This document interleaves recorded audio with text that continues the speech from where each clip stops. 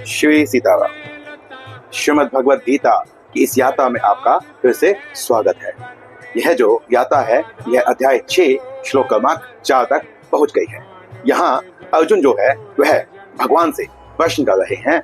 वह पूछ रहे हैं कि हे भगवान, यह जो सन्यासी है, जो सांख्य योग है या जो ये कर्म योग है, इसके माध्यम से यदि कोई साधक जाए तो उसे भगवत प्राप्ति करने में कितना समय लगेगा।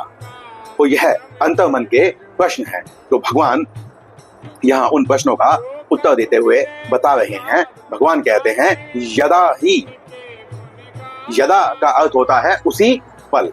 और जब यदा आता है तो ऐसा नियम है कि उसके साथ तदा भी आएगा ही। यदा ही नेन्द्रियार्थेषु न कर्मस्वनुष्यते सर्व संकल्प सन्यासी योगारूढ़स्य तदोच्यते। भगवान यहाँ उस साधक के वह गुण बतला रहे हैं जिन गुणों को प्राप्त कर लेने के पश्चात वह साधक जो है वह योगी बन जाएगा, उसकी परमात्मा को प्राप्ति हो जाएगी। और भगवान ने यहाँ पर यह बतला दिया है कि उसके लिए विशेष करके कोई भी ऐसा समय निर्धारित नहीं है जिस पल वह इन गुणों को प्राप्त कर लेगा, उसी क्षण तत्क्षण वह भगवत प्राप्ति कर लेगा। यही भगवान ने पहले भी कहा था। तब भगवान ने कहा था कि मोह कलीलम तत्क्षण, कि भगवान ने कहा था कि जो मोह है उसके सदन वन को मनुष्य जब पार कर लेता है तत्क्षण उसी क्षण ही उसे भगवत प्राप्ति हो जाती है। वहां पर भगवान ने प्रसादम कहा था। और यहाँ पर भगवान योगारूढ़ कह रहे हैं। जैसे कोई किसी सत्ता पर आसीन होता है तो उसे सत्तारूढ़ कहा जाता है। जैसे इसीलिए यहाँ पर जो योग है वह योग को प्राप्त कर चुका हो तो उसे योगारूढ़ कहा जाएगा। भगवान कहते हैं यदा ही नेन्द्रियार्थेषु, जिस पल नहीं होगा इंद्रियों के वश में, वो जो इंद्रियों के विषय हैं उन विषयों के वो वश में नहीं होगा, बल्कि इंद्रियां जो हैं वह उस साधक के वश में होंगी। न कर्मस्वनुष्यते, यहाँ पर भगवान कहते हैं कि न वह कर्म से आसक्त होगा कि मुझे यह कर्म करना है, मुझे वह कर्म करना है। और यहाँ पर एक बात और भगवान कहते हैं कि ऐसा नहीं है कि वह कर्म करेगा ही नहीं, कर्म के प्रति उसकी आसक्ति नहीं होगी। और ऐसा भी नहीं होगा कि वह कर्म से जी चुराने लगे, क्योंकि यदि कोई कर्म से जी चुराने लगे तो वह आलस्य और प्रमाद होता है, जो कि तमोगुण का प्रमुख कारण है। तो इसलिए ऐसा नहीं है कि आपको कर्मों से जी चुराना है, क्योंकि कर्म करने में अधिकार है, फल में अधिकार नहीं है। इसलिए तुम बस कर्म करो और ऐसा भी ना हो कि तुम कर्म से जी चुरा लो।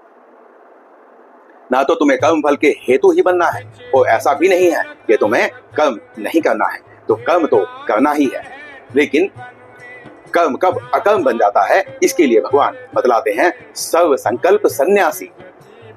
अब कोई यदि संकल्प ही ना बचे तो कर्म किस प्रकार से होगा, क्योंकि संकल्प स्वयं के लिए होता है। संसार से बंधन यदि आप बनाते हैं तो ही आपका संकल्प होता है। इसीलिए भगवान कहते हैं कि जब वह संकल्पों से रहित हो जाएगा तभी उसे योगारूढ़ कहा जा सकता है। तो भगवान ने यहाँ स्पष्ट कर दिया है कि कोई समय नहीं लगने वाला है। कोई भी साधक यदि अपना उद्धार करना चाहता है तो उसे इन गुणों को प्राप्त करना होगा। उसे अपने इंद्रियों को उनके अर्थों से हटाना होगा, उसे अपने इंद्रियों को अपने वश में करना होगा, अर्थात मन को नियंत्रित करना होगा, क्योंकि मन ही इंद्रियों को नियंत्रित कर सकता है।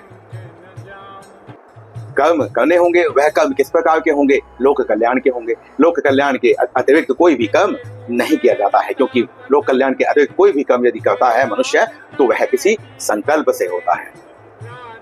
तो इसीलिए जब कोई संकल्प ही नहीं रहेगा तभी उसे योगारूढ़ कहा जा सकता है।